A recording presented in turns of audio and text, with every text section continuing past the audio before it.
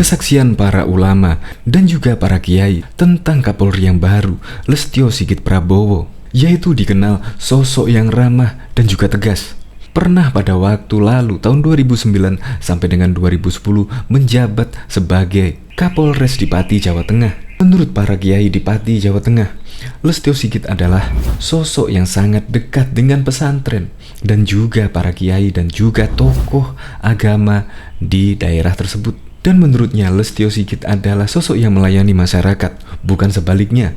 Dan juga masih banyak kesaksian dari para ulama dan kiai tentang sosok Lestio Sigit Prabowo. Dan Lestio Sigit Prabowo ini juga dikenal sebagai sosok yang sangat tegas, namun ketegasannya tidak ditunjukkan dengan mengumbar amarah saat menegur maupun memberikan sanksi kepada bawahannya. Ya, semoga saja pilihan Presiden Joko Widodo kepada Lestio Sigit Prabowo sebagai calon Kapolri tunggal bisa membawa perubahan bagi Indonesia. Dan kepada institusi Polri, semoga kedepannya bisa melayani masyarakat dengan baik dan bisa transparan dan juga jauh dari korupsi sehingga mendapat kepercayaan kepada masyarakat di Indonesia. Untuk lebih lengkapnya simak berita berikut ini, Good News Indonesia. Belum menyaksikan video ini, pastikan bosku jangan lupa subscribe, karena subscribe itu gratis plus bonus tonton video terbaru setiap harinya. Jangan lupa ya. Merinding kesaksian para ulama dengan sosok Lestio seperti ini. Calon Kapolri Komjen Lestio Sigit Prabowo ternyata dikenal sangat dekat dengan ulama dan pondok pesantren. Itu diawali saat Lestio Sigit Prabowo dipercaya menjadi Kapolres di Pati, Jawa Tengah tahun 2009 hingga 2010. Saya mengenal baik sosok Lestio Sigit yang dekat dengan para ulama dan kiai pimpinan pondok pesantren di Pati. Bahkan mereka sangat terkesan dengan kepemimpinannya di Pati, ujar Kiai Haji Happy, pimpinan pondok pesantren Tahfiz Al-Quran Raudatul Falah, Gembong, Pati, Jawa Tengah memberikan kesaksian. Kiai Happy ini menilai Lestio Sigit bisa memposisikan tugas dan peran Polri sebagai pelayan masyarakat. Pola kepemimpinan yang dibangun Lestio Sigit saat memimpin Pati tidak hanya soal penegakan hukum, tapi bagaimana bisa melakukan pendekatan dan membuka ruang komunikasi yang baik agar masyarakat turut mengawasi dan menjaga wilayahnya, serta tidak sampai melakukan pelanggaran hukum. Menyambung silaturahmi menjadi rutinitas Lestio Sigit dengan datang mendekati simpul-simpul masyarakat, mulai tokoh agama, ulama, kiai, pimpinan pondok pesantren. Tak pelak, Lestio Sigit pun dikenal kalangan Nahdlatul Ulama, termasuk ulama besar asal Pati Kiai Haji Muhammad Ahmad Sahal atau Mbah Sahal Rais, sekaligus Ketua Majelis Ulama Indonesia MUI saat ini, mengenal keteladanan Lestio. Menurut Kiai Happy, membangun kepemimpinannya dengan semua lapisan masyarakat ditunjukkan dengan berinisiatif memenuhi undangan.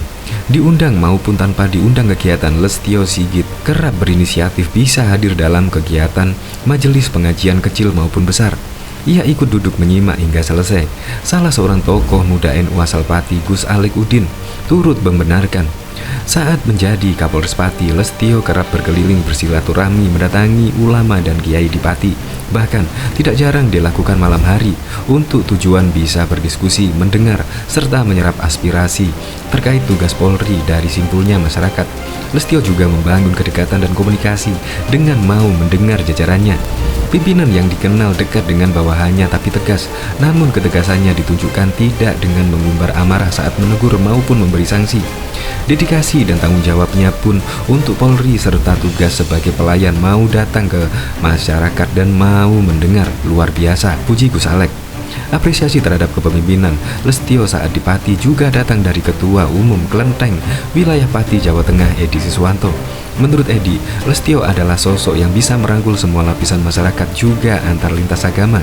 Misalnya saja pembagian sembako atau kegiatan di bulan Ramadan, warga Kelenteng di Pati rutin membagikan sembako serta bagi-bagi makanan takjil buat masyarakat yang sedang berpuasa. Setiap sore, Lestio pun berpartisipasi katanya. Bahkan tidak jarang ikut membantu dan menyempatkan hadir, ungkap Edi. Edi yang juga menjadi koordinator Gus Durian wilayah Pati mengatakan, lintas agama dirangkul dan diajak komunikasi, tidak hanya ulama dan kiai pondok pesantren. Komunitas keagamaan diajak berdiskusi dan didengar. Edi pun merasa kehilangan saat Listio Sigit yang selalu menjaga hubungan baik Polri dengan berbagai komponen masyarakat termasuk LSM dan pengusaha harus mengakhiri tugas di Pati. Hasil mewujudkan wilayah Pati aman dan kondusif selama kepemimpinannya. Karir Listio terus berlanjut menjadi Kapolres Sukoharjo, Wakapolrestabes Semarang, Kapolresta Surakarta hingga Kapolda Banten. Di akhir masa tugasnya, Listio Sigit selalu dikenang ulama, kiai, pimpinan pondok pesantren, tokoh agama, serta masyarakat di wilayahnya karena terkesan dengan kepemimpinannya.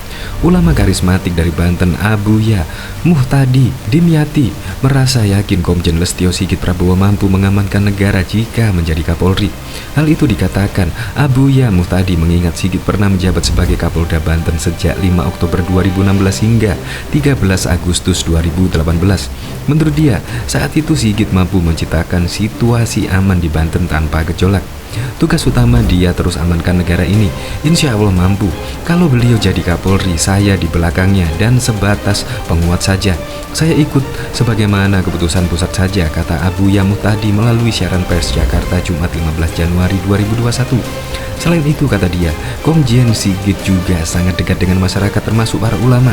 Sementara itu, adik Abuya Muhtadi, Abuya Murtado, menuturkan hal yang sama. Menurut Abuya Murtado, selama berdinas di Provinsi Banten, Sigit bekerja dengan baik dan mampu merangkul semua golongan. Bahkan, Sigit sempat menginstruksikan seluruh jajaran Polda Banten untuk membaca Kitab Kuning. Itu bagus, ujar Abuya Murtado. Dia berharap sikap Sigit itu bisa menginspirasi perwira-perwira tinggi yang menjadi Kapolda Banten selanjutnya saat memimpin provinsi itu. Seandainya polisi-polisi dan jenderal-jenderal seperti Pak Sigit, pasti benar. Nah, saya tidak tahu lagi setelah Pak Sigit pindah, apakah program tersebut masih berjalan atau tidak.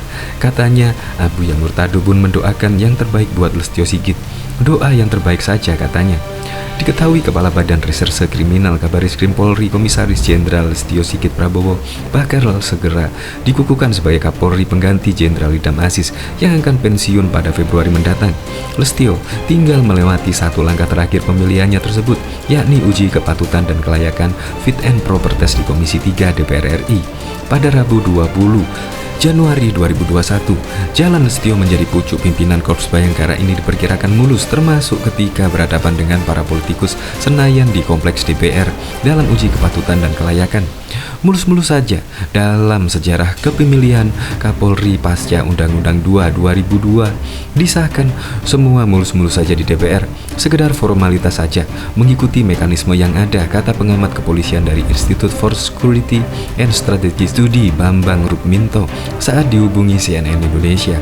Bambang menyoroti banjir dukungan terhadap Listio juga terlihat sebelum fit and proper test digelar. Tak ada nada sumbang atau penolakan dari fraksi-fraksi di DPR.